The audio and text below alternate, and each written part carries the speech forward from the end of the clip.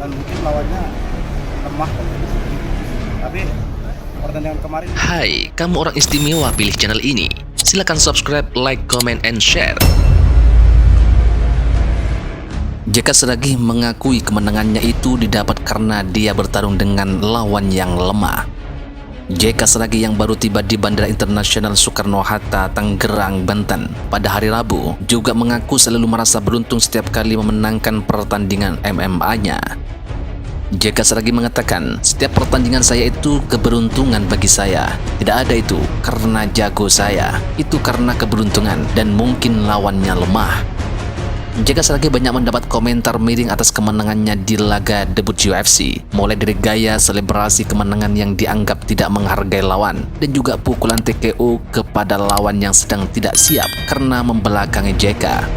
Dia juga mengaku banyak omongan negatif yang menyebutnya tidak akan bisa memenangkan pada pertandingan-pertandingan UFC nan keras. Akan tetapi JK menerima segala kritikan itu sebagai motivasi di atas ring. JK mengatakan, pertandingan kemarin sangat berharga karena saya sangat dikecilkan dan saya juga tidak diharapkan untuk menang, tapi itu jadi motivasi kemarin. Dalam menjalani pertandingan MMA, JK Sragih memang kerap melakukan peshiwar kepada lawannya sebelum atau saat pertandingan dengan mengejek. Pada kemenangan di debutnya dalam ajang UFC, JK Sragih juga menari-nari usai menjatuhkan petarung MMA asal Brazil Lucas Alexander. Banyak netizen yang bilang, "Bang, jangan songong-songong, tetap saja songong, memang bawaan dari lahir," kata Sragih. JK Sragih adalah petarung MMA pertama asal Indonesia yang bisa menjajal kerasnya ring oktagon UFC. Dengan begitu, JK Sragih menjadi petarung MMA asal Indonesia dengan penghasilan tertinggi seusai meraup total 1,2 miliar rupiah sebelum dipotong pajak. Dalam laga UFC yang berlangsung di UFC Apex Las Vegas, Amerika Serikat, JK Sragih menumbangkan petarung asal Brazil Lucas Alexander melalui kemenangan KO di ronde pertama. JK Sragih mengatakan, sebelum pertarungan banyak yang meragukan kemampuan saya, bahkan tidak yakin saya bisa menang. Tapi hal itu saya jadikan motivasi dan saya buktikan kepada semua pihak yang meragukan itu, bahkan mereka salah. Dan saya berhasil memenangkan pertarungan pertama saya, tegas JK. Petarung berjuluk si tendangan maut itu memanfaatkan kelengahan Lucas Alexander dan melakukan serangan langsung yang melumpuhkan lawannya pada menit 90 detik.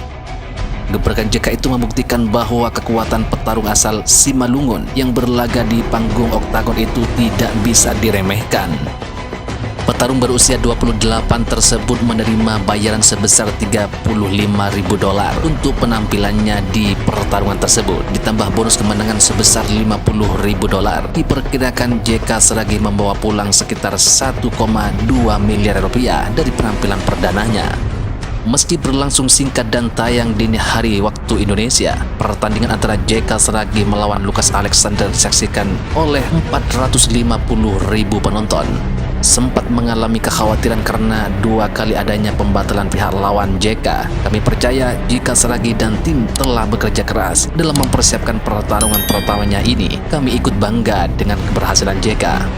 Perwakilan Mola Mirwan Suwarso mengatakan, namun ini baru langkah awal, masih akan ada 4 laga yang harus dilalui JK dan prestasi ini semoga bisa diikuti petarung Indonesia lain yang akan bertanding di laga Cheng Wei Ross yang nantinya juga akan ditayangkan secara langsung oleh Mola dan dapat disaksikan secara gratis.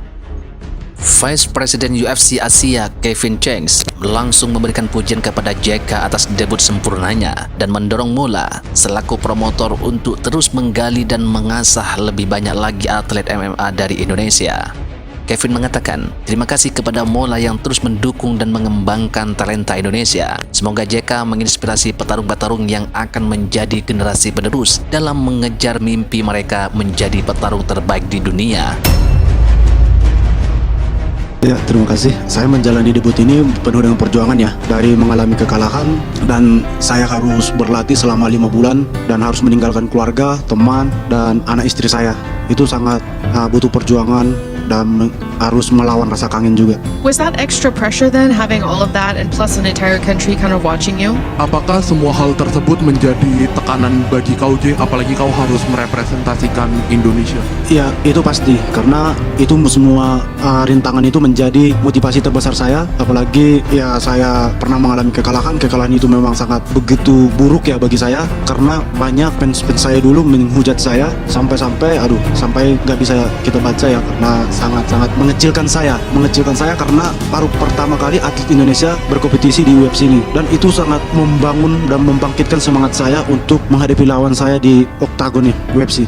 And you were a 4-1 underdog. Did you know that going into the fight, and did that give you some extra motivation to prove the betting world wrong? J, jadi di bursa taruhan kau itu underdog ya, kau tidak diunggulkan, bener-bener jauh banget nilainya. Apakah itu menjadi motivasi bagi kau, dan apakah kau tahu mengenai hal tersebut? Ya, saya sangat tahu tentang itu.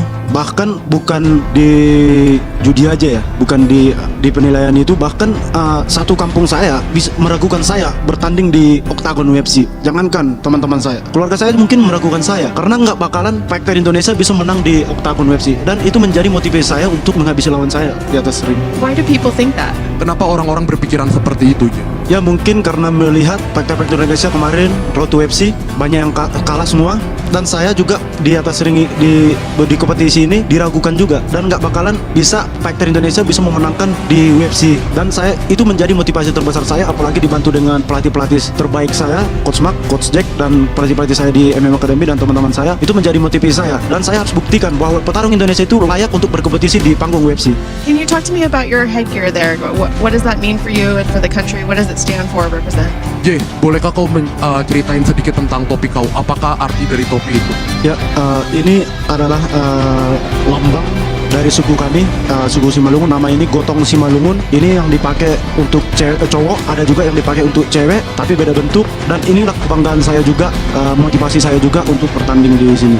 And last question for me, when would you like to get back in there, and do you have an opponent in mind? Kapan kau mau bertanding lagi, J? Ya, saya mau pulang dulu, mau jumpai keluarga, anak, istri. Nanti untuk bertanding urusan manajer dan pelatih dan tim juga. I was just wondering, do you hope to rematch Jubilee down the line? Apa kau berharap mendapat pertandingan ulang melawan Jubli, J? Enggak, saya tidak berharap bertarung ulang sama dia karena dia kalah kok kemarin. Ngapain ngajak? Kalau dia menang saya berharap untuk rematch, tapi kemarin dia kalah untuk apa? Harta yang kita cari pagi, petang, siang, dan malam itu belum tentu kita nikmati. Maka salah satu investasi akhirat sampai ke alam barzakh kita adalah pembangunan pondok pesantren. Di antaranya yang terpercaya, pembangunan pondok pesantren Gunung Pandak Malang. Rekening wakafnya BRI 002 1174 01 00554 560 atas nama Pondok Pesantren Gunung Pandak. Jangan lupa kontak konfirmasinya 0822 2847 0705. Berkah rezekinya, anaknya anak soleh soleha menjadi penghafal Al-Quran, dan negeri ini menjadi beldatun thayyibatun wa rabbun ghafur. Pahala terus mengalir meski umur kita telah berakhir.